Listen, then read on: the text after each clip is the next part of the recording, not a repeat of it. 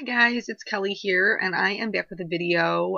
This is part of a video hop for Create a Smile and their new Beach Party kit, which is completely adorable. I love these bright colors. It has a bunch of papers in it, and all of the papers have matching polka dots on the back, so they're all two-sided. There's this cute little hippopotamus stamp set in there. Don't mind me, I can't say that word. I can't say that word. My husband's going to have to teach my child how to say hippo. But anyway, it's got a stencil in it, wave stencil, and then it has this palm tree die, except it's two different pieces, so you don't have to use it as a palm tree. And then, of course, there's sequins. It's a sequin mix, but it also has little droplets in it, and I'm going to use those later on. So here I am using the stencil. I use repositionable adhesive on the back of my stencils so that they stay in place. And I just use my Tombow Mono Multi Glue and kind of like smear it around on the back, wait for it to dry, and that works for me. But I know there's spray adhesives and stuff out there that you can get that supposedly work really well. I'm starting off with some peacock feathers. I'm kind of blotting it off on my Ranger craft mat because I'm starting in the center of my card. I wanted to leave the edges white or lighter, and I wanted the color to be concentrated in the center because that's where my focal point is going to be. So I used the peacock feathers, and I'm just kind of working that around. And then I used a little bit of the Mermaid Lagoon because it's still in the teal family for sure, but it has a little bit more blue in it, and I love blue. So that was that. I'm going to remove the stencil, and then sometimes with the Tombow Mono Multi Glue, it leaves some stickies behind. So I just go in with an eraser and pick those up. I haven't had any like smearing issues or anything like that, and I just kind of run my hands across it to see if I can feel any of the sticky left. I cut some of the palm tree tops out of Neenah Solar White cardstock, and I'm actually going to turn these into flowers. And I love that this is so versatile. I love that you can do different things with it and see them different ways.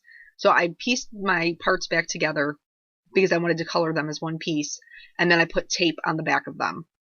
If you had like Stick It or something like that, or even just cut like another piece of paper and glued that together to hold everything together, you could do that. I just used Scotch tape. That worked for me.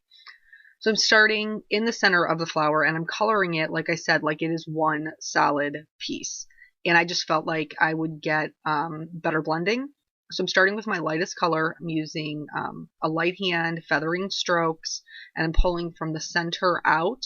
And then I went ahead and moved on to the tips because I wanted the highlight to be on the center of my petals. And this will give the illusion that the flower is opening up, that it is fuller than it is, that it's not a flat piece of cardstock. So I'm just going to keep working my way around there. If you're not familiar with the Create a Smile kits, Christine usually does like 2 a year, I think is what we've been doing, summer and winter. They're fantastic. There's a ton of stuff in there. I absolutely love getting them. Love getting them. And they're everything match. It's totally coordinated. So all of your papers are going to match all of your embellishments. Oh, I forgot to mention that there's the little embellishments, the little dot embellishments and chevrons, arrows, whatever you want to call them. Those are in there too. So everything matches. It's a super easy way to put stuff together. Some of the patterns are bigger, some of them are smaller. So if you're, a scrapbooker, that you could definitely use some of those patterns for bigger layouts. It would carry nicely. And but they are only available from the Create a Smile shop, and they are only available until they are sold out. Once they be gone, they be gone. You can't get them anymore. So you don't want to be one of those people. I love exclusive products and things like that, but I hate when I miss them because I am bad at time management. So don't be like me. Make sure that you get out there and do your thing. Get what you want to get. So with these, with this flower, I'm going to show you just this first one because I colored them all the same way, but I'll show you the color combinations for all of them and the finished product for all of them. So here I worked out to my darkest color, and now I'm working my way back in. So it's the same technique the whole time, the light flicking motion, and at any point that you're happy with your flower, that you're like, this is it, this is as pretty as it's going to be to me. Now, whether that means your flower looks like mine or it doesn't, stop. There's no right or wrong way to do this. It's supposed to be fun. And if you're stressing so much about your coloring that it's not fun, then just don't do that. They're all pretty in their own way.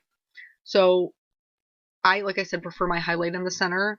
I do go back over with my lightest color, but I leave those little pops of white.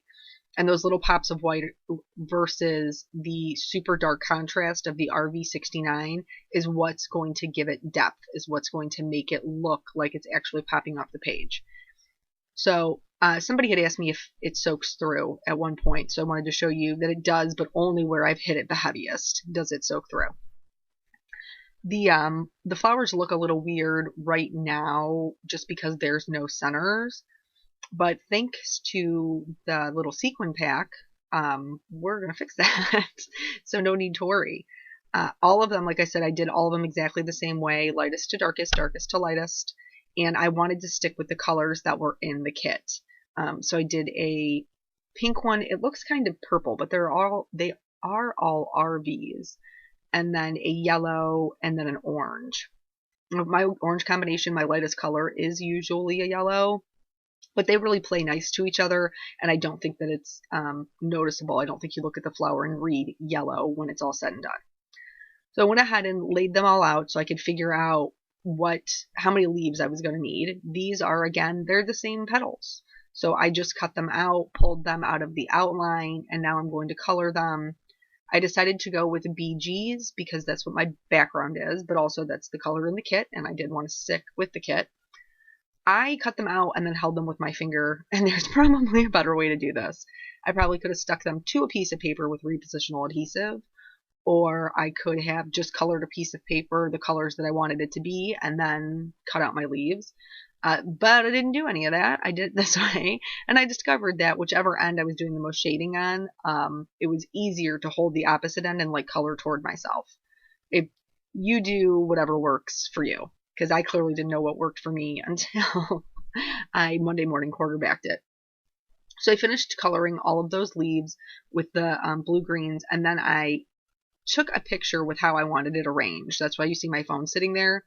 And I'm going to put a little bit of repositional adhesive on the back of all of the images so that I can move them around on my page without them sticking permanently and but going like not, you don't want to put them down permanently and not know how they're going to go down. So the phone is a great way to do that. This is another set by Create a Smile, and this is called It Must Be Love. But in this set, they had this cute little Forever Friends. I love the larger sentiments. So I decided I wanted to put that down. Now, if you are like me, sorry, I just got this mini Misty, so I'm like pulling the stuff off of it. Probably should have cut that out. Oops. So I wanted to stamp my sentiment right on top, but to stamp on top of die cuts, there's going to be a skip. So the way that I fix that is I laid all my flowers out for placement.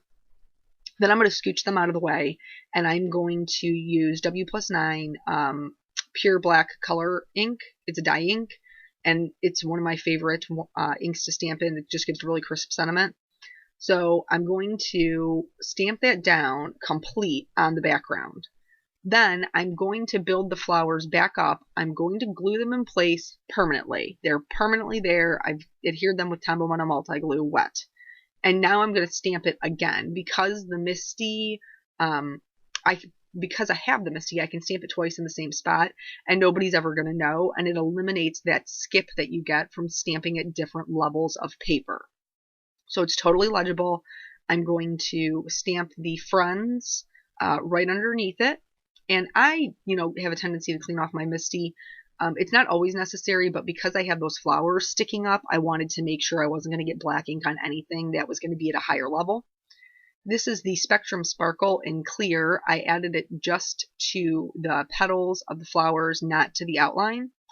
And then I'm going to go ahead and start building up those centers. I used one clear droplet from the pack in the kit, and then I used a small clear sequin and a medium clear sequin that I had from my personal stash that I actually bought from Christine as well, because she sells them in the store. So that is the entire card. Thank you so much for joining me. And then from here, you will be hopping to the next video. You should see an annotation if you're watching on YouTube. If you're watching on the blog, there'll be a link below as well. Thank you so much for joining me. Have a wonderful day. I'll catch you guys on the next video. Bye.